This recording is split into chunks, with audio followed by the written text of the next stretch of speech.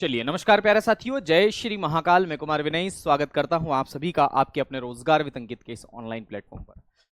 जल्दी से एक बार क्लास के साथ जुड़ जाएं ताकि आज की इस कक्षा की हम विधिवत रूप से शुरुआत कर सकें, है ना। जय महाकाल शिवम, सुमित बहुत बढ़िया, प्रिया राधे राधे, बिल्कुल। चलिए, तो आज की इस कक्षा की हम शुरुआत करते हैं, लेकिन शुरुआत करने से पहले मैं आपको बता देना चाहता हूं कि आपके कई कमेंट्स थे जो टेलीग्राम ग्रुप पर भी थे, और वो कमेंट्स ये थे कि सर आपने सिलेबस तो बताया ही नहीं। तो मेरे दोस्त, ऐसे बिल्कुल सही आपने कहा, मैंने सिलेबस आपको नहीं बताया क्लास में, लेकिन फिर भी मैं आपको ये बताना चाह रहा था कि एक बार सिलेबस आपको डिक्लेयर कर दूं, बता दूं कि सिलेबस में क्या क्या हिस्सा है। तो आइए जरा पहले हम सिलेबस को देख लेते हैं, उसके बाद में लास्ट क्लास जो हमने ली थी वहां की हम तैयारी करेंगे, ठीक है। तो मैंने लास्ट टाइम आपको मेरे ख्याल से मुद्रास्फीति वाला टॉपिक पढ़ाया था, और मुद्रास्फीति वाला टॉपिक जो है वहां से मैंने चीजें आपको क्लियर करवाई थी कि क्या क्या हमने पढ़ा था, है ना। मेरे ख्याल से बिल्कुल मैंने मुद्रास्फीति वाला ही टॉपिक आपको पढ़ाया था।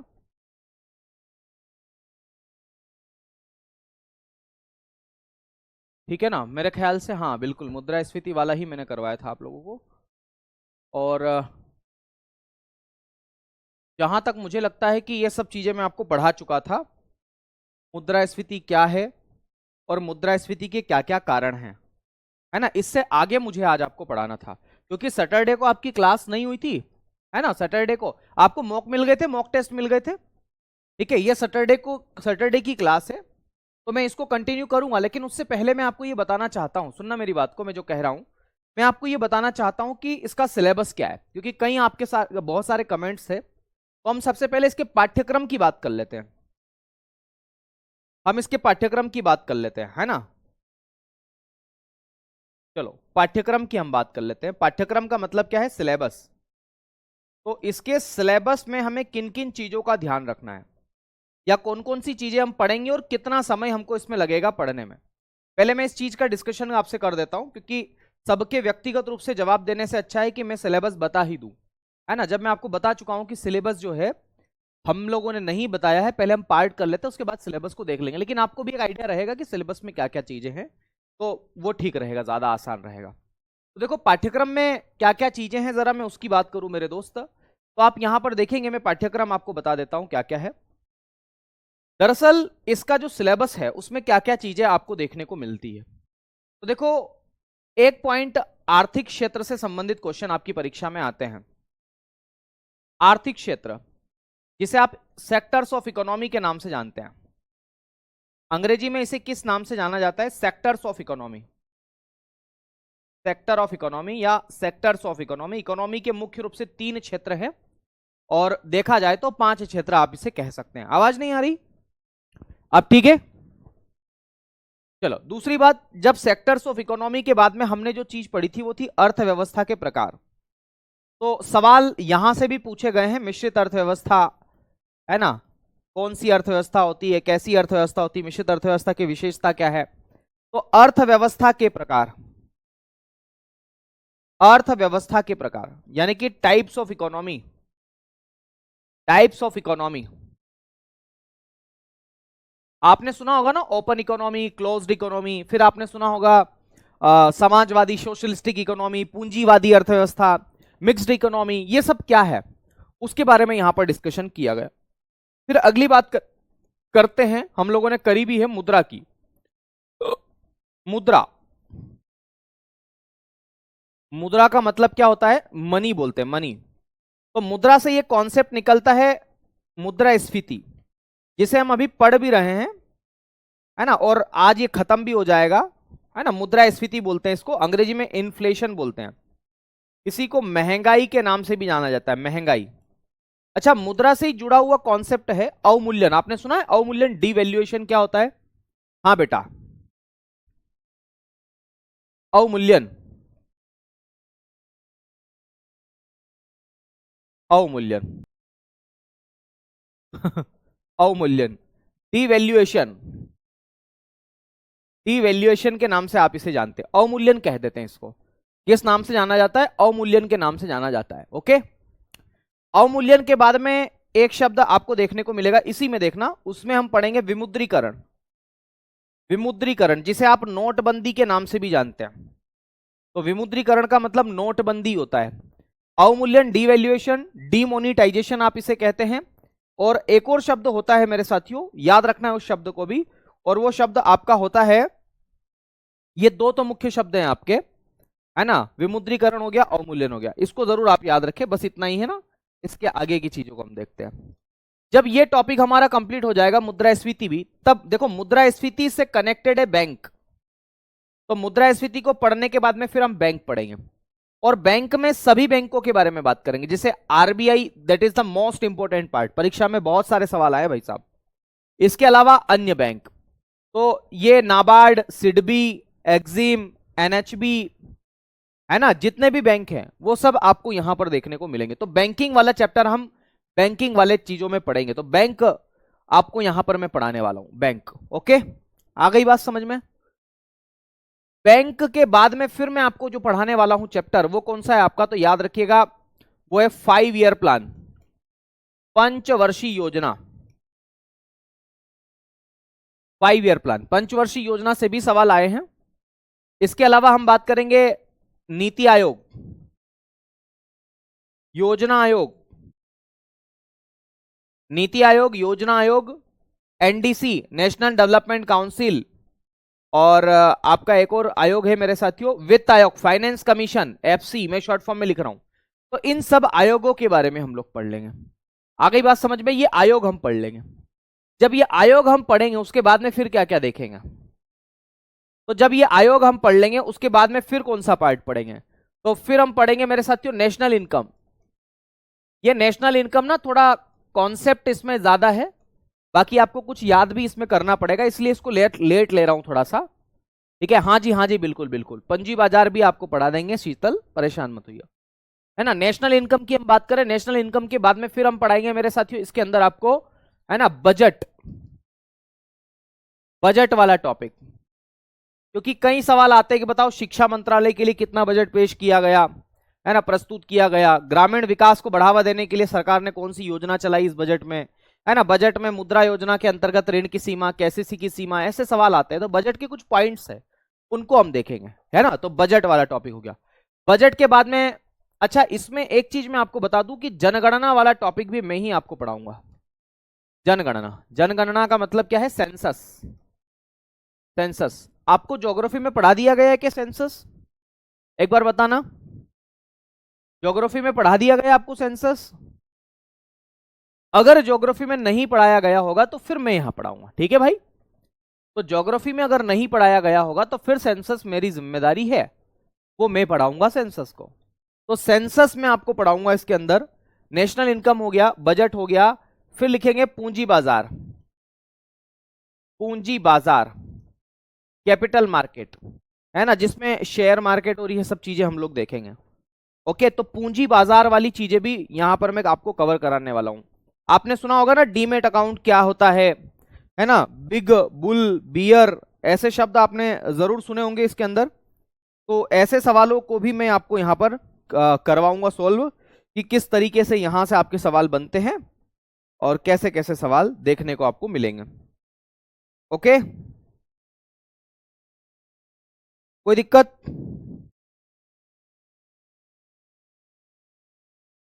चलो, और कौन कौन से पेपर है इसके अंदर, मतलब और कौन कौन सी चीजें हैं, तो मैं उसके बारे में भी आपको बताता हूं कि और कौन कौन से टॉपिक है आपके। देखिएगा, इसके अलावा मतलब मैंने जो लिखवाए हैं उसमें मैंने कोई छोड़ा तो नहीं आपको, है ना। पंचवर्षीय आय हो गया, राष्ट्रीय आय हो गया, मुद्रा और बैंकिंग, मुद्रास्फीति, पूंजी बाजार, बजट हो गया। बजट में राजकोषीय रीति भी आ जाएगी, हाँ। एक टैक्स, बिल्कुल टैक्स, और टैक्स में ही हम लोग जीएसटी और ये सब पढ़ लेंगे, मतलब जीएसटी भी इसी का हिस्सा है, तो वो मैं आपको करवा दूंगा, ठीक है। बहुत बढ़िया। एक पढ़ाऊंगा मैं BOP, BOP balance of payment बोलते हैं इसको, हिंदी में बोलते हैं भुगतान संतुलन, भुगतान संतुलन, भुगतान संतुलन, है ना। और एक पढ़ाऊंगा मैं आपकी उद्योग, इंडस्ट्रीज, और इसके बाद में मैं आपको पढ़ाऊंगा विविध वाला पार्ट। विविध का मतलब ये होता है कि जो पार्ट छूट गया है या इन चैप्टर्स के अलावा है मिसलेनियस, ठीक है, वो वाला टॉपिक आपको पढ़ाऊंगा। ओके, तो बात समझ में आ गई। ये था आपका पूरा का पूरा सिलेबस, जिसके ऊपर आप लोग मुझे बहुत सारे कमेंट किए, मैंने देखा टेलीग्राम ग्रुप में, तो मैंने सोचा कि पहले सिलेबस को डिस्कशन कर दूं, उसके बाद में फिर चीजों को आगे लेकर के आऊंगा। ठीक है, ओके, बढ़े आगे। अब करें अब शुरुआत। लास्ट टाइम मैंने क्या क्या पढ़ा दिया था, मैं वहां से आगे आपको बढ़ाता हूं। लास्ट टाइम मैंने आपको यह पढ़ाया था कि मुद्रास्फीति क्या है और मुद्रास्फीति के क्या क्या कारण हैं। इसके आगे भी मैं पढ़ा चुका था, है ना? बिल्कुल बिल्कुल, इसके आगे भी मैंने आपको पढ़ा दिया था मेरे ख्याल से। मैं चेक करता हूं कि मैंने लास्ट टाइम आपको और क्या क्या पढ़ाया था। एक मिनट जरा।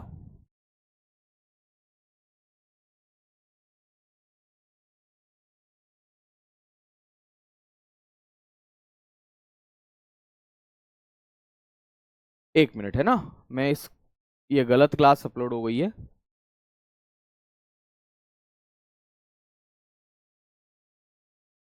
साइंस पढ़ने लग जाएंगे ना।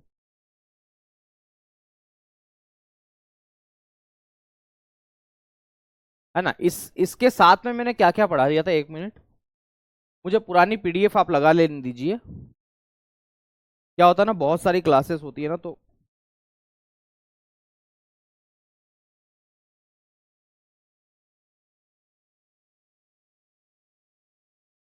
दिल्ली पुलिस में ये क्लासेस है बेटा, ये नहीं था, इसके आगे भी हमने पढ़ लिया था। इसके आगे हमने सेकेंड पार्ट भी पढ़ लिया था, है ना? मैंने मुद्रास्फीति, यहीं तक मैंने आपको पढ़ाया था मेरे ख्याल से, है ना? ओके, यहीं तक हुआ था ना, ठीक है, चलो इससे आगे हम लोग देखते हैं। तो मुद्रास्फीति के कारण मैंने आपको बताया था कि महंगाई क्यों होती है। तो महंगाई का पहला कारण था मांग में वृद्धि के कारण। अगर डिमांड बढ़ेगी तो मार्केट में सप्लाई कम होगी और उसकी वजह से उनकी कीमतें जो है वो क्या हो जाती है, बढ़ जाती है। तो मांग में वृद्धि के कारण भी महंगाई होती है, ये मैंने आपको बताया था।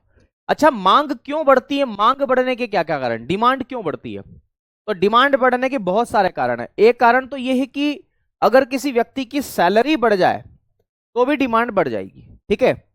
दूसरा कारण है कि टैक्स की मात्रा जो है वो सरकार कम कर ले, इनकम टैक्स, है ना, या फिर जीएसटी भी अगर कम कर ले तो व्यक्ति के पास में खर्च करने के लिए अतिरिक्त पैसा बचेगा। तो इस कारण भी व्यक्ति जो है अपनी डिमांड को बढ़ा देता है। फिर एक मैंने बताया था कि अगर पैसा व्यक्ति के पास बढ़ जाए, तरलता बढ़ जाए या जनसंख्या बढ़ जाए, पहले किसी घर में मान लो 2 लोग रहते थे तो खर्चा उसके हिसाब से था। अब मान लो लोगों की संख्या बढ़ करके कितनी हो गई है, 4 हो गई, तो खर्चा क्या हो जाएगा, डबल हो जाएगा। तो ये एक कारण था। आपूर्ति की कमी के कारण भी महंगाई बढ़ती है और इसी को बोटल नेक इन्फ्लेशन कहते हैं। बोटल नेक, अभी क्या होता है बोटल नेक, मैं आगे आपको बताऊंगा। फिलहाल ये समझे कि जब सप्लाई कम होती है ना तो मार्केट में चीजों की कीमतें बढ़ जाती है। जैसे प्याज की अगर मार्केट में सप्लाई कम है, अभी तो खूब सारी है, सप्लाई कम रहती तो प्याज 40-40 रुपए, 50-50 रुपए किलो भी मिलता है। पर अभी सप्लाई ज्यादा है तो अभी आपको 20 रुपए किलो या 15 रुपए किलो मिल जाएगा, तो सस्ता हो जाएगा। लेकिन अगर मान लो सप्लाई की कमी होगी तो प्राइस बढ़ जाएगी। आपदा की हम बात करें, कोरोना में रेट बढ़े हुए थे क्योंकि शॉर्टेज थी प्रोडक्शन की।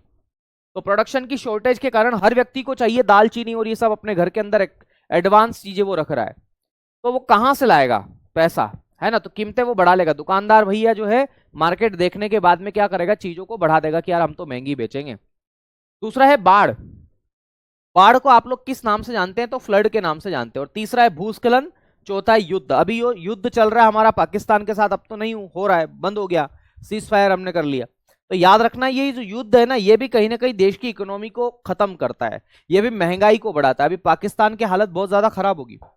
कच्चे तेल की कीमतों अगर बढ़ जाए, जैसे कच्चे तेल का मतलब है ऐसा तेल जिससे मेरे साथियों विधियों के द्वारा, है ना, आप रिफाइनरीज में ले जाकर के उसे पेट्रोल, डीजल, केरोसिन इन सब में बदलते हो, गैसोलीन और इनमें। तो अगर ये चीजें महंगी मिलेगी, हमें कच्चा माल ही महंगा मिलेगा, तो फिर हम उन चीजों को भी तो क्या करेंगे, महंगाई बढ़ाएंगे, मतलब वो कीमतें बढ़ेगी। तो कुल मिलाकर के इतनी बातें हमने पढ़ी थी। तो मुद्रास्फीति के कारणों में ये सब बातें थी। तो ये सब बातें थी मुद्रास्फीति के कारणों में। अब हम बात करेंगे मुद्रास्फीति के क्या क्या क्या प्रकार हो सकते हैं, महंगाई के क्या क्या प्रकार है। तो हेडिंग डालेंगे मुद्रास्फीति के प्रकार, हेडिंग डालेंगे मुद्रास्फीति के प्रकार, मुद्रास्फीति के प्रकार, मुद्रास्फीति के प्रकार। महंगाई के कितने प्रकार है? मुद्रास्फीति के कितने प्रकार है, इसके बारे में हम बातचीत करते हैं। बताइए आपको अगर पता हो कितने प्रकार है तो।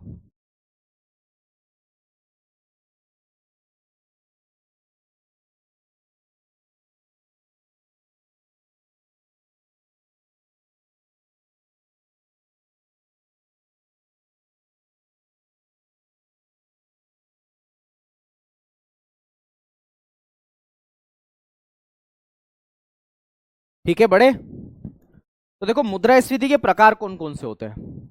तो आपने भी सुना होगा मुद्रास्फीति कई प्रकारों की होती है। जैसे एक चलती मुद्रास्फीति, एक होती है दौड़ती मुद्रास्फीति। सुना होगा ना आपने, चलती मुद्रास्फीति, दौड़ती मुद्रास्फीति। ये कौन कौन से प्रकार हैं, इनके बारे में हम डिस्कशन कर लेते हैं। अच्छा मुझे बताओ कि मुद्रास्फीति क्यों होती है, मांग बढ़ने के कारण होती है ना। तो एक मुद्रास्फीति का प्रकार यह भी तो हो सकता है मांग जनित मुद्रास्फीति, है ना। तो उसको हम लोग क्या बोलेंगे, मांग जनित मुद्रास्फीति। तो मांग जनित मुद्रास्फीति का सिंपल सा मतलब है कि अगर मार्केट में डिमांड बढ़े और उसकी वजह से अगर पैसा, अगर किसी वस्तु की कीमतें बढ़ जाए तो उसी को मांग जनित मुद्रास्फीति के नाम से जाना जाता है। तो चलो पहला प्रकार तो हम यही लिख देते हैं, मांग जनित मुद्रास्फीति। क्या लिखेंगे मेरे भाई, मांग जनित मुद्रास्फीति। तो पहला प्रकार आप लिखेंगे मांग जनित मुद्रास्फीति। देखो आवाज जितनी है उतनी ही हो सकती, इससे ज्यादा नहीं हो सकती, है ना। Okay, thank you thank you thank you. सब समझ में आ जाता है, बहुत अच्छी बात है। तो रुको, चलो। तो पहला एक प्रकार है और उसको हम लोग किस नाम से जानते हैं, मांग जनित मुद्रास्फीति। इसको अंग्रेजी में बोलते हैं डिमांड पुल इन्फ्लेशन।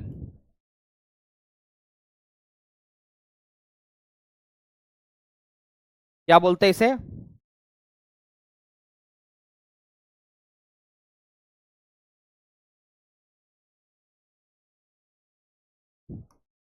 डिमांड पुल इन्फ्लेशन।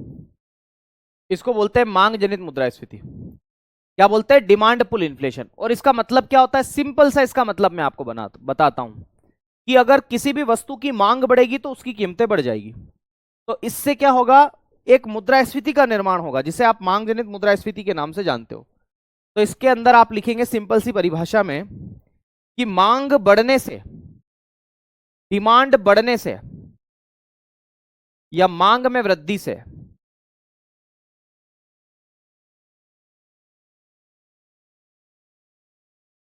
मांग में वृद्धि से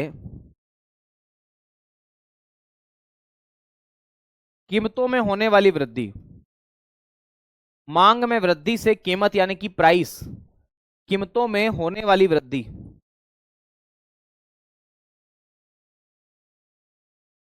मांग में वृद्धि से कीमतों में होने वाली वृद्धि क्या कहलाती है, मांग जनित मुद्रास्फीति कहलाती है। ठीक है, तो डिमांड बढ़ेगी तो मेरे साथियों उसकी कीमतें जो है वो भी बढ़ेगी। तो ऐसी जो मुद्रास्फीति है उसे मांग जनित मुद्रास्फीति कहते हैं। ये बात आपको याद रखना। तो पहला प्रकार है मांग जनित मुद्रास्फीति। और मैं आपको पहले ही बता चुका हूं कि मांग क्यों बढ़ती है, तो इसलिए उसके ऊपर डिस्कशन अब नहीं करेंगे। ठीक है, तो मांग क्यों बढ़ती है एक बार अगर बताऊं तो सुन लो। अगर किसी व्यक्ति की सैलरी बढ़ जाए तो डिमांड बढ़ जाएगी, जनसंख्या बढ़ जाए तो भी डिमांड बढ़ जाएगी। तो इसी को मांग जनित मुद्रास्फीति कहते हैं। दूसरा लिखना मेरे दोस्त, आवाज की प्रॉब्लम, एक मिनट यार, आवाज क्यों दिक्कत आ रही है, रुको जरा।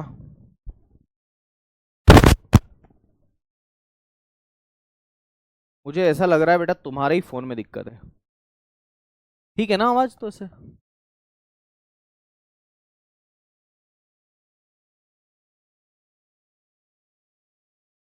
चलो अब बात करें आगे, मांग जनित मुद्रास्फीति। दूसरा याद रखना, दूसरा बोलते हैं लागत जनित मुद्रास्फीति, कॉस्ट पुल इन्फ्लेशन। लागत जनित मुद्रास्फीति, लागत जनित मुद्रास्फीति। और लागत जनित का हम बोलते हैं cost pull inflation, cost pull inflation. अब ये क्या बला है? तो ये भी सिंपल सी बला है क्या बला है मेरे भाई? तो अगर किसी भी वस्तु के निर्माण में जो लागत लगती है वो बढ़ जाए और चीजें महंगी हो जाए तो उसे हम बोलते हैं लागत जनित मुद्रास्फीति, है ना। तो इसमें सिंपल सी एक लाइन है, वो लिख लो। किसी वस्तु के उत्पादन की लागत बढ़ने पर, किसी वस्तु के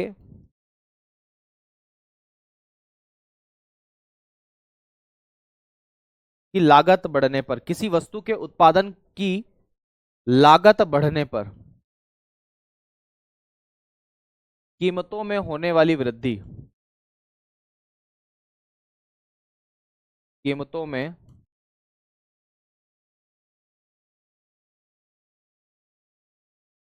होने वाली वृद्धि क्या कहलाती है? लागत जनित मुद्रास्फीति कहलाती है। जैसे मैं बात कर रहा हूं कि ये टी शर्ट मैंने पहन रखी है, मान लो इस टी शर्ट को बनाने के लिए जो लागत लगी है, सुनना, है ना, जो मैं टी शर्ट अपनी पहन रखी है उसके अनुसार मैं आपको बात बताता हूं कि ये जो टी शर्ट है मैंने पहन रखी है, इस टी शर्ट में लागत क्या क्या है। जैसे इसके अंदर लागत क्या क्या है, तो इसको बनाने के लिए जो श्रमिक है उनको पैसा मिलेगा, है ना। इसके अलावा ये जिस उद्योग में बन रही है, फैक्ट्री में बन रही है ना, तो फैक्ट्री मेरे साथियों, उसमें मशीनों की जो लागत है उसमें उसको शामिल किया जाएगा। मशीनें चलेगी तो बिजली का किराया, बिजली का बिल मेरे साथियों, है ना। ये टी शर्ट एक स्थान से दूसरे स्थान तक जाएगी बिकने के लिए, तो परिवहन लागत इसमें हो गया, ट्रांसपोर्टेशन आपको शामिल करना है इसके अंदर। इसके अलावा किराया भी आप शामिल कर सकते हो, किराया। अगर किसी व्यक्ति के पास में भूमि नहीं है, फैक्ट्री नहीं है, तो वो किसी दूसरे व्यक्ति से किराए पर लेकर के चला रहा हो तो वो किराया भी इसमें शामिल करना है। तो लागत का मतलब यही होता है ना। लागत का मतलब क्या क्या होता है? तो भैया श्रमिक को देने वाला पैसा, फैक्ट्री, बिजली का बिल, है ना, किराया और परिवहन, और ये सब लागत होती है। अगर इनकी मात्रा ज्यादा होगी तो इसी को लागत जनित मुद्रास्फीति कहते हैं। तो ये दूसरा प्रकार है। एक तीसरा प्रकार है जिसे मैंने आपको अभी बताया था, बॉटल नेक इन्फ्लेशन। बॉटल नेक, बॉटल नेक इन्फ्लेशन, इसे हिंदी में भी बॉटल नेक इन्फ्लेशन ही कहते हैं, है ना। कंफ्यूज मत होइएगा, अभी बता देता हूं मैं। बॉटल नेक इन्फ्लेशन,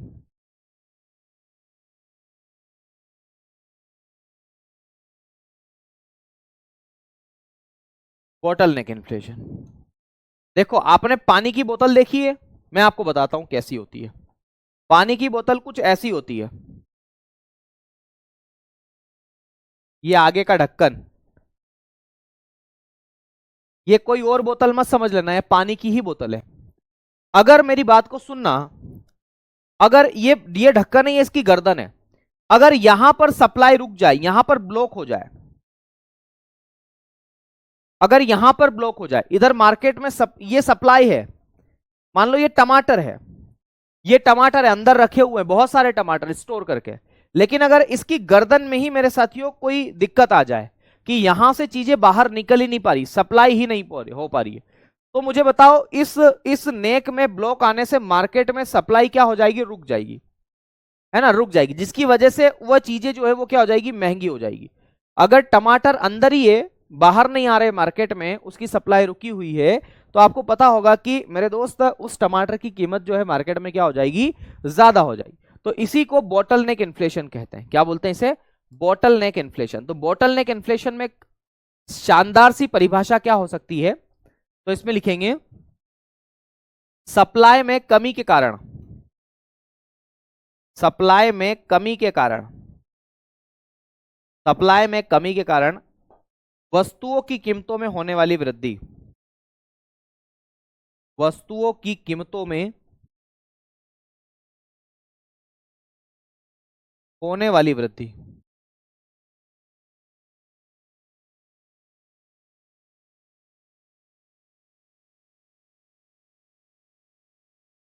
वस्तुओं की कीमतों में होने वाली वृद्धि क्या कहलाती है? बॉटल नेक इन्फ्लेशन कहलाती है। तो क्या बोलते हैं उसे? बॉटल नेक इन्फ्लेशन के नाम से आप उसे जानते हो। तो सिंपल सी परिभाषा मैंने आपको यहां पर बताई बॉटल नेक इन्फ्लेशन के बारे में। ओके, क्या बोलेंगे इसे? बोटल नेक इन्फ्लेशन के नाम से आप इसे जानेंगे। तो बोटल नेक इन्फ्लेशन आपको ये ध्यान रखना है। कोई दिक्कत?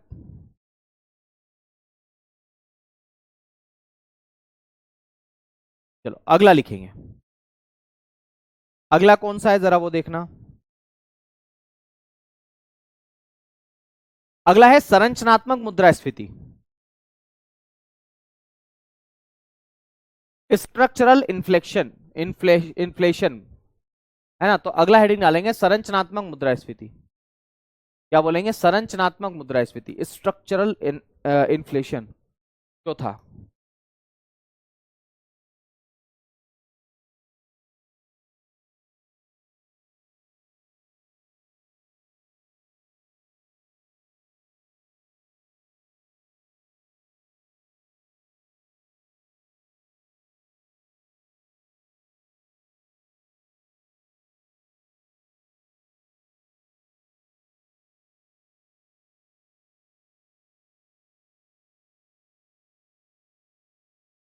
संरचनात्मक मुद्रास्फीति, स्ट्रक्चरल इन्फ्लेशन बोलते हैं इसको आप।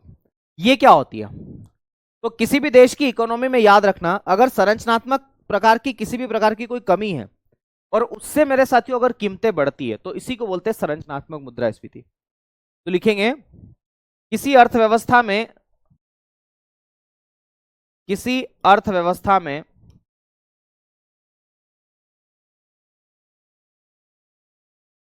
किसी अर्थव्यवस्था में संरचनात्मक कमियों के कारण, संरचनात्मक स्ट्रक्चरल प्रॉब्लम्स या कमी के कारण, संरचनात्मक कमियों के कारण कीमतों में होने वाली वृद्धि,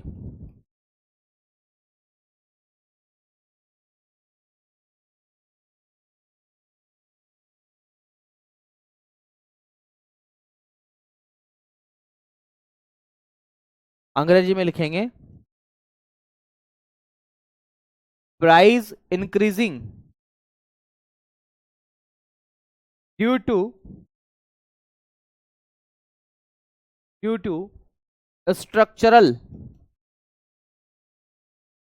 प्रॉब्लम्स या लैक ऑफ स्ट्रक्चरल प्रॉब्लम्स भी आप इसमें लिख सकते हो। तो इसके कारण अगर महंगाई बढ़ती है तो उसे संरचनात्मक मुद्रास्फीति के नाम से जानते हैं। जैसे जैसे क्या क्या कमियां हो सकती, जैसे उत्पादन, प्रोडक्शन, याद रखना जो उत्पादन है उसमें विसंगति हो सकती है ना। तो उत्पादन प्रणाली में अक्षमता आप लिखें, है ना। उत्पादन प्रणाली, प्रोडक्शन सिस्टम में कमी, तो इसको बोलेंगे लैक ऑफ, या क्या बोल सकते हैं इसको, हाँ लैक ऑफ प्रोडक्शन सिस्टम आप इसे लिख सकते हैं, है ना। कमी या अक्षमता भी आप लिख सकते हैं। अक्षमता मतलब कैपेसिटी का ठीक उल्टा। अगर मेरे साथ ये प्रोडक्शन सिस्टम में कमी हो किसी भी प्रकार की तो उसे आप लोग जो है संरचनात्मक मुद्रास्फीति के नाम से जानते हैं। दूसरा है लॉजिस्टिक, लॉजिस्टिक कारण भी हो सकते हैं। लॉजिस्टिक का मतलब होता है, लॉजिस्टिक को आप बोलते हैं मेरे साथियों जो मापतोल से संबंधित है ना। तो इसमें लिखेंगे आप वितरण एवं लॉजिस्टिक समस्याएं, वितरण एवं लॉजिस्टिक समस्याएं, डिस्ट्रीब्यूशन एंड लॉजिस्टिक प्रॉब्लम्स आप इससे लिख सकते हैं। लॉजिस्टिक, लॉजिस्टिक समस्याएं, समस्याएं, है ना। तो इसमें लिख सकते हैं प्रॉब्लम्स इन,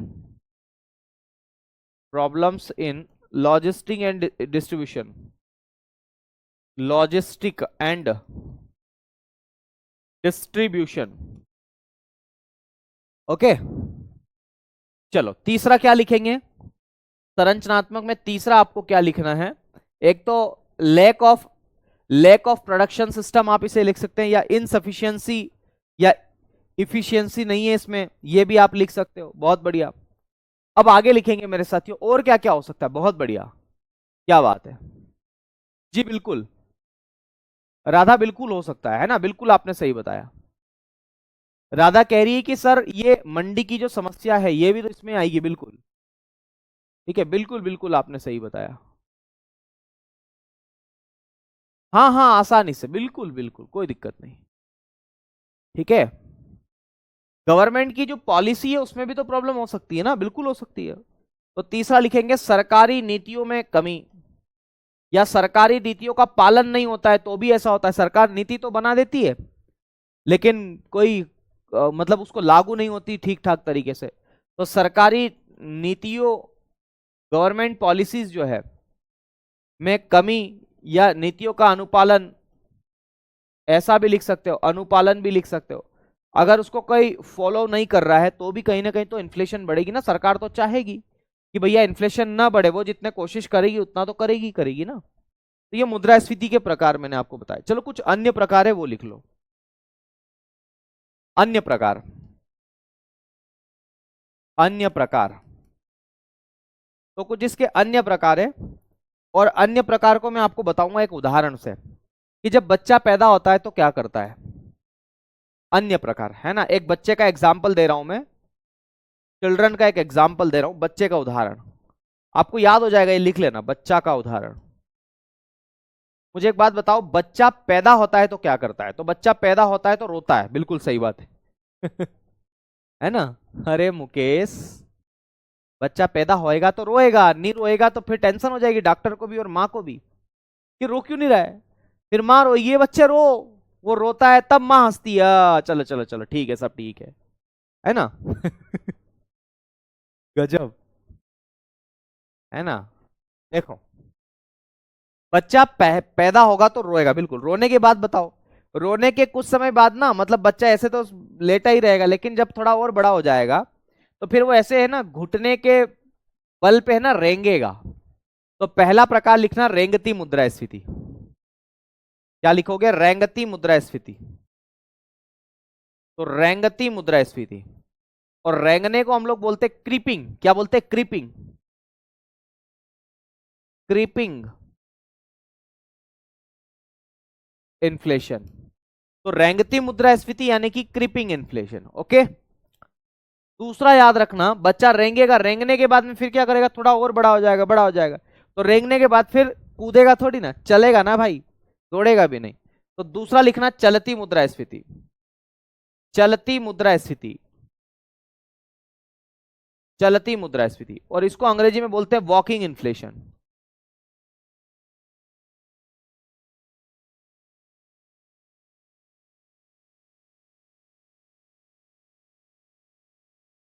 वॉकिंग इन्फ्लेशन क्या बोलते हैं इसको, वॉकिंग इन्फ्लेशन के नाम से आप इसे जानते हो।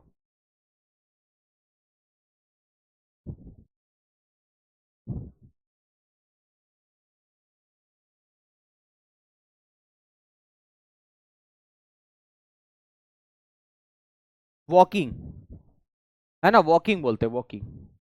तो वॉकिंग इन्फ्लेशन, इसके बाद की हम बात करते हैं। बच्चा चलने भी लग गया, पहले तो रहेगा फिर चला मेरे साथियों, फिर तीसरी कंडीशन क्या होगी, मुझे बताओ, कूदेगा कि दौड़ेगा। अब दौड़ना, दौड़ना शुरू करेगा ना बच्चा, पैदल पैदल चलता है उसके बाद में दौड़ेगा। तो तीसरा लिखेंगे दौड़ती मुद्रास्फीति, दौड़ती मुद्रास्फीति, दौड़ती मुद्रास्फीति, और इसको बोलते हैं रनिंग इन्फ्लेशन।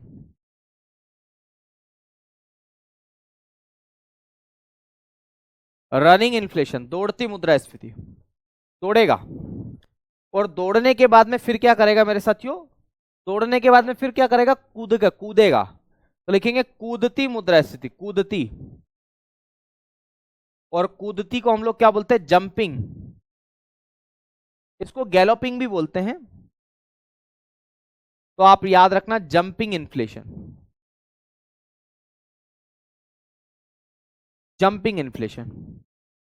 और पांचवा है मेरे साथियों, बच्चा जब चल रेंगेगा, चलेगा, दौड़ेगा, कूदेगा, तो माँ बाप क्या बोलेंगे, अरे यार अति कर दी इसने, क्या कर दी, अति कर दी। तो पांचवा लिखना अति मुद्रास्फीति। क्या बोलेंगे मेरे दोस्त, अति मुद्रास्फीति। नहीं समझे, अति कर दी, बच्चे ने क्या कर दी, अति कर दी, और इसको हम लोग अंग्रेजी में बोलते हैं हाइपर इन्फ्लेशन, हाइपर इन्फ्लेशन। मेरे ख्याल से इतनी बातें ही पर्याप्त, अभी तक तो नहीं पूछा गया कि इनमें से किसमें कितना कितना प्रतिशत होता है, और जरूरी भी नहीं है मेरे ख्याल से कचरा इकट्ठा करना। कॉन्सेप्ट समझ जाओगे तो चीजें आगे भी आपको समझ में आ जाएगी। ठीक है ना। तो इतनी बात समझ में आ गई आप लोगों को। तो ये मुद्रास्फीति के कुछ प्रकार हैं। मुद्रास्फीति की क्या है, कुछ प्रकार है। तो आपको पता होना चाहिए कि मुद्रास्फीति के क्या क्या प्रकार है और किस किस तरीके से जो है वो इसमें देखा जाता है। ठीक है, बढ़े आगे। आ गई बात समझ में आप लोगों को, जल्दी से बताओ एक बार। ठीक है,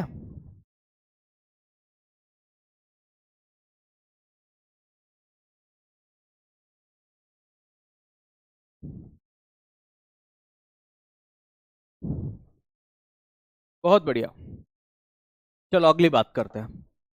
अब हम बात करेंगे मेरे दोस्त मुद्रास्फीति के परिणाम की या प्रभाव की। इसके इंपैक्ट कौन कौन से पड़ सकते हैं। मुझे बताओ, महंगाई अच्छी चीज है या बुरी चीज है, बताओ। मुद्रास्फीति के प्रभाव।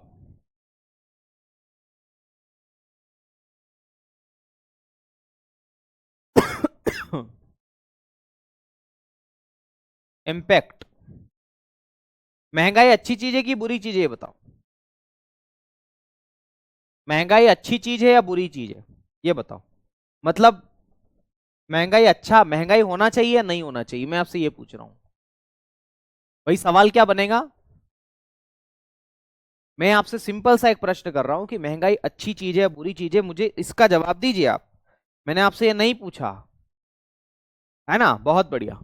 कुछ लोगों के जवाब आ रहे हैं कि सर बुरी है, कुछ के कह रहे हैं सर अच्छी है ना, कुछ कह रहे हैं सर पता नहीं। ओके, अभी हम बताएंगे। जितना आता है उतना तो दो जवाब। ठीक है, बहुत बढ़िया बहुत बढ़िया। बिल्कुल, अच्छी और बुरी दोनों हैं। मुद्रास्फीति कैसी है मेरे भाई, तो मुद्रास्फीति अच्छी भी है और बुरी भी है। बोले अच्छी और बुरी कैसे हो सकती है, इसको समझने के लिए मैं आपको एक एग्जांपल देता हूं, उससे आप समझोगे ताकि आपको चीजें अच्छे से समझ में आ जाए। देखो, मुद्रास्फीति अच्छी और बुरी दोनों कैसे हो सकती है सर, या तो मुद्रास्फीति अच्छी होगी या फिर मुद्रास्फीति क्या होगी, बुरी होगी। दोनों तो हो सकती है, ये दोनों कैसे हो सकती है, आओ मैं आपको बताता हूं दोनों कैसे हो सकती है। मुद्रास्फीति कुछ लोगों के लिए अच्छी होती है और कुछ लोगों के लिए बुरी होती है। तो कुछ लोगों के लिए अच्छी होती है, उनके लिए इसका कैसा प्रभाव है, सकारात्मक प्रभाव है, पॉजिटिव इंपैक्ट। तो कुछ लोग ऐसे होंगे जिनके ऊपर पॉजिटिव इंपैक्ट होगा, सकारात्मक होगा, यानी कि वो लाभ में रहेंगे, उनके लिए लाभदायक हो सकती है। कुछ लोगों के लिए महंगाई लाभदायक हो सकती है और कुछ लोगों के लिए महंगाई जो है वो बुरी हो सकती है, बुरी, है ना, जिसे नकारात्मक प्रभाव के नाम से भी आप इसे जानते हैं, नेगेटिव इंपैक्ट आप इसे कहते हैं, या हानिकारक भी आप इसे कहते हैं। सखी सैया तो खूब ही कमात है, महंगाई डायन खाए जाते। बिल्कुल सही बात है, महंगाई सच में यार ये खत्म कर देती है इंसान को, सही है ना। तो देखो मैं आपको बताता हूं कि महंगाई किन लोगों के लिए अच्छी और किन लोगों के लिए बुरी है। अच्छी किसके लिए है, मान लो टमाटर की कीमतें ज्यादा है बाजार के अंदर, और मेरे खेत में किसान हूं, मेरे खेत पर टमाटर की खेती होती है, बहुत सारे टमाटर है। तो किसान, किसान के लिए या जो चीजें जो चीजों का उत्पादन करता हो, उत्पादकता, सॉरी उत्पादक आप इसे कहते हैं, उत्पादक, प्रोड्यूसर। जैसे मान लो अगर मैं चीजों का उत्पादन कर रहा हूं तो मैं उत्पादक हूं, अगर मैं टमाटर का उत्पादन कर रहा हूं तो मैं क्या हूं, उत्पादक। तो महंगाई मेरे लिए क्या है, अच्छी है। आ गई बात समझ में। तो जो उत्पादक होता है उसको तो फायदा ही फायदा है, क्योंकि उसको तो बहुत सारे बेनिफिट्स मिलेंगे। तो उत्पादक के लिए महंगाई जो होती है वो अच्छी होती है, लाभदायक यही होती है, उत्पादक। और उत्पादक को आप बोलते हैं प्रोड्यूसर। देखो इकोनॉमिक्स क्या मानता है, इकोनॉमिक्स ये मानता है कि किसान भाई जो होते हैं वो उत्पादक होते हैं, इसलिए किसान के लिए भी महंगाई अच्छी चीज है, ऐसा इकोनॉमिक्स कहता है। मैं खुद किसान हूं और मैं खुद कह रहा हूं कि हाँ भाई ऐसा नहीं होता, लेकिन याद रखना इकोनॉमिक्स के दृष्टिकोण से ऐसा होता है, क्योंकि किसान क्या है, उत्पादक है। तो किसान यानी कि फार्मर, तो फार्मर भी महंगाई में, है ना, पॉजिटिव इंपैक्ट के अंतर्गत आता है ना। मैं, मेरा विरोध करने से कुछ नहीं होगा। अगर परीक्षा में आएगा तो लाभदायक में ही, कौन क्लिक क्या करना है, समझ में आ गई ना बात, कॉन्सेप्ट पे जाओ। तो उत्पादक के लिए महंगाई जो है वो अच्छी चीज है, किसान भाई के लिए भी अच्छी चीज। अच्छा, बिजनेसमैन को क्या फर्क पड़ रहा है भाई, बिजनेसमैन जो है अगर वह किसानों से चीजें सस्ती खरीदेंगे तो वो तो महंगी बेचेंगे ना। जैसे मान लो मैं सब्जी की दुकान लगाता हूं, मैं सब्जी की दुकान लगाता हूं, मेरे घर पर सब्जी नहीं होती, मैं मंडी से जाकर के सब्जी खरीद के लेके आता हूं। तो अगर मुझे टमाटर 40 रुपए किलो में मिलेंगे, तो मैं तो 60 रुपए किलो ही बेचूंगा ना मार्केट में टमाटर। मैं क्यों बेचूं 30 रुपए किलो में या 40 में क्यों बेचूंगा? तो मुझे तो जितना ज्यादा महंगा मिलेगा सामान, मैं उतना ही ज्यादा महंगा बेचूंगा। आ रही बात समझ में? ये हो सकता है कि मैं क्वांटिटी कम खरीद खरीद लूं, यार टमाटर महंगे, काम करो 2 कैरेट ही दे दो, ये कर सकता हूं। पर भाई जितना ज्यादा महंगा मुझे मिलेगा, मैं ही तो उतना ज्यादा महंगा बेचूंगा। तो याद रखना, बिजनेसमैन का मतलब वही, मैं बिजनेसमैन हूँ, सब्जी की दुकान लगा रहा हूँ, है ना। तो मेरे लिए भी जो महंगाई है उसका कोई प्रभाव है? तो बोले हाँ, सकारात्मक प्रभाव है। भाई मुझे क्या करना, आ गई बात समझ में? तो ये बात आपको याद रखना, व्यापारी भी आप इसमें लिख सकते हैं। तो इसके लिए भी अच्छा, एक बात और याद रखना, अगर महंगाई होती है और उस समय कोई व्यक्ति किसी से ऋण ले ले, लोन ले ले, कर्ज ले ले, तो वो भी लाभ में होता है। क्यों? क्योंकि महंगाई में मुद्रा का मूल्य कम हो जाता है। मैंने पढ़ाया ना, महंगाई में मुद्रा का मूल्य क्या हो जाता है? कम हो जाता है ना। कीमतें बढ़ जाती है वस्तुओं की, तो मुद्रा का मूल्य जब कम हो जाएगा तो हमें ज्यादा से ज्यादा मुद्रा मिलेगी। जैसे उदाहरण के लिए, मैं विनय हूं, मुझे लोन चाहिए, मेरे पास पैसा नहीं है, कुछ काम है मुझे। तो मैं मान लो बैंक में गया लोन लेने, और महंगाई बहुत ज्यादा है ना। तो मैंने कहा यार मुझे पैसा चाहिए, बोले ठीक है दे देंगे पैसा। तो वो जो मुद्रा का मूल्य है महंगाई में, वो क्या है? कम है।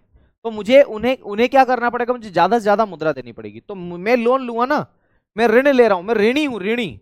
मैं क्या हूं? ऋणी हूं। तो याद रखना, जो ऋणी होता है, जो ऋण लेता है, ऋणी किसको बोलते हैं? जो ऋण लेता है।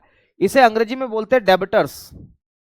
डेबिटर्स, वो भी लाभ में रहता है। क्यों? क्योंकि उसे ज्यादा से ज्यादा मुद्राएं मिलती है। तो ये लाभ में होता है मेरे साथियों। तो मुद्रास्फीति में ये 4 लोग हैं जो लाभ में होते हैं, है ना। लेकिन मुद्रास्फीति के हानि या हानिकारक प्रभाव भी हैं। जैसे उपभोक्ता, आप लोग पढ़ रहे हैं मेरे साथियों, कोई प्रयागराज में, कोई दिल्ली में, कोई कहीं पर, तो आप लोग पढ़ रहे हैं, तो आप तो टमाटर खरीदोगे ना मेरे दोस्त। तो आपको तो जितना महंगा मिलेगा उतना लोगे ही लोगे, या तो फिर खाना ही नहीं खाओगे। तो जो प्रोड्यूसर के अलावा मेरे साथ ये जो कंज्यूमर है, जो चीजों को कंज्यूम कर रहा है, उसके लिए महंगाई जो है बुरी चीज है। आ गई बात समझ में? दूसरी बात, जो ऋण देगा, और ऋण देने वाले को बोलते हैं ऋणदाता, और ऋणदाता को अंग्रेजी में बोलते हैं क्रेडिटर्स। ये भी महंगाई में मेरे साथियों नुकसान में रहते हैं, है ना। जैसे मैंने जिससे लोन लिया है महंगाई में, उसने तो मुझे ज्यादा से ज्यादा लोन दिया था ना यार, ज्यादा से ज्यादा पैसा दिया था, क्योंकि मुद्रा का मूल्य क्या था? कम है। तो ऋणदाता जो है, जिसे आप क्रेडिटर्स के नाम से जानते हैं, ये लाभ में, ये नुकसान में होते हैं। ठीक है। नुकसान में होगा बेरोजगार व्यक्ति, मैं और आप बेरोजगारी, बेरोजगार व्यक्ति लिखो, बेरोजगार व्यक्ति।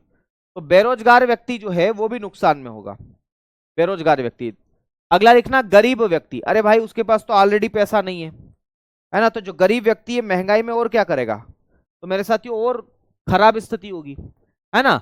इसके अलावा जो व्यक्ति मेरे दोस्त लिमिटेड पैसा कमाता है, जिनकी इनकम लिमिटेड हो, जिसे आप बोलते हैं सीमित आय वाले लोग, क्या बोलते हैं? सीमित आय वाले लोग, सीमित आय वाले लोग, सीमित आय वाले लोग, जिनकी इनकम लिमिटेड है, वो भी नुकसान में रहते हैं। आ गई बात समझ में? वो भी नुकसान में रहते हैं। तो सीमित आय वाले लोग भी नुकसान में। तो मुद्रास्फीति के प्रभाव समझ में आ गए आप लोगों को, कि मुद्रास्फीति कुछ लोगों के लिए अच्छी है तो कुछ लोगों के लिए बुरी भी है। ओके, आ गई बात समझ में आप लोगों को? चलिए बहुत बढ़िया, शानदार। अगर इतनी बातें समझ में आ गई है तो फिर हम आगे भी बातें कर सकते हैं। बहुत ही इंपॉर्टेंट बातें थी ये, जिनको हमने अभी पढ़ा। यहां से सवाल पक्का आता है भाई, एक न एक सवाल जरूर आपको देखने को मिलता है। ठीक है संजीव बेटा, मैंने सिलेबस बता दिया है ना। सिलेबस का डिस्कशन मैं आपसे कर चुका हूं पहले ही, शायद आप लेट जुड़े हैं इसलिए आपको पता नहीं चल रहा। चलो बढ़े, आगे बढ़े। अब इस महंगाई का मापन कैसे किया जाता है वो जरा देखो। तो हम हेडिंग डालेंगे मुद्रास्फीति का मापन। मुद्रास्फीति का मापन, मुद्रास्फीति का मापन, measurement of inflation, measurement of inflation.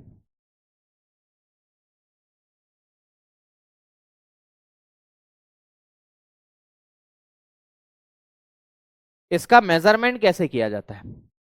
तो इसके मेजरमेंट के लिए हमारे पास में 2 इंडिकेटर्स हैं। दो सूचकांक है ना। महंगाई का मापन करने के लिए हमारे पास में कितने इंडेक्स है? दो सूचकांक है, इंडेक्स बोलते हैं इसको। एक को बोलते हैं मेरे साथियों WPI, और एक को बोलते हैं CPI। WPI का फुल फॉर्म होता है होलसेल प्राइस इंडेक्स।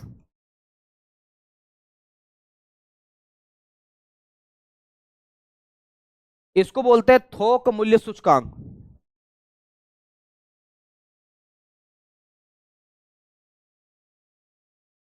थोक मूल्य सूचकांक। और एक होता है CPI, इसका फुल फॉर्म होता है कंज्यूमर प्राइस इंडेक्स।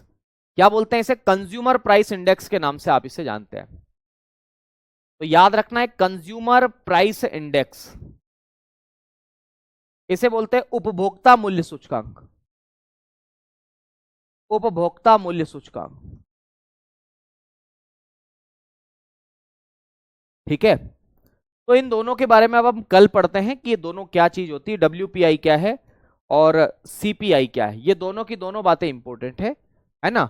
अब मेरी दूसरी क्लास है, तो उसके लिए मुझे क्लास लेने के लिए प्रिपेयर करना है, तो बाकी चीजें आज नहीं कल करेंगे। तो कल शाम को फिर 6 बजे आपसे जुड़ेंगे।